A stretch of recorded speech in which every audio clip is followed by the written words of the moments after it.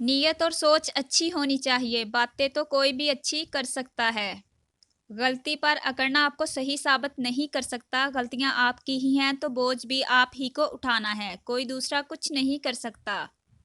बाज़ औक़ात आपको खामोश होना पड़ता है क्योंकि आपके अल्फाज ये नहीं बता सकते कि आपके अंदर क्या चल रहा है। पता नहीं हम अल्लाह से जुड़ने के लिए अपने टूटने का इंतज़ार ही क्यों करते हैं। फजूल गुफ्तगू से दो किस्म के लोग ही बच सकते हैं, एक जिसमें इल्म की कसरत हो, दूसरा जिसमें जिक्र की कसरत हो। बुलंद ख्याली इंसान का वो हासिल है जो कोशिश से नहीं नसीब से मिलता है। रब होता तो सबके साथ है मगर मिलता उसको है जो पुकारता बुलाता और अच्छा गुमान रखता है। रिश्वत लेकर सरकारी काम करने वाले जनाजा लाजमी पड़ा करें, देखा करें कि मरने वाला कितने खजाने साथ लेकर जा रहा है।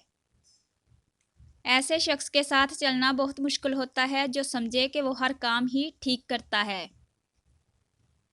अमल इल्म के लिए ईंधन का काम देता है। अगर आप चाहते हैं कि इल्म का अलाव रोशन रहे तो इसमें अमल का तेल डालते रहें।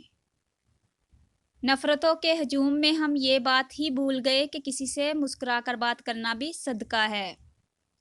अफसोसनाक बात यह है कि हम नेकी इस वक्त करते हैं जब बुराई के काबिल नहीं रहते।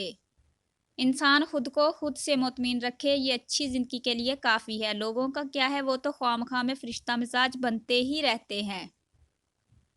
अपने अखलाक को फूल जैसा बना लो और कुछ नहीं तो पास बैठने वाला खुशबू तो हासिल करे।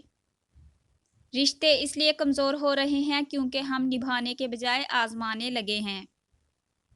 सिर्फ दो लोग आपको समझ सकते हैं, एक जो आप जैसे हालात से गुजरा हो और दूसरा जो आपसे मोहब्बत करता हो।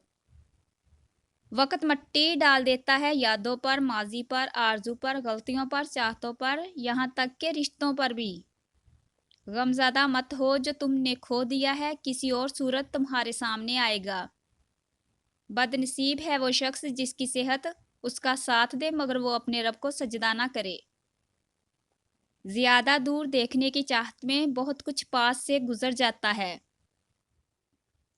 गुरूर किस चीज़ पर? दुनिया के सारे रास्ते कब्रिस्तान की तरफ जाते हैं, चाहे वो अमीर के महल से निकलते हों या गरीब की झोंपड़ी से।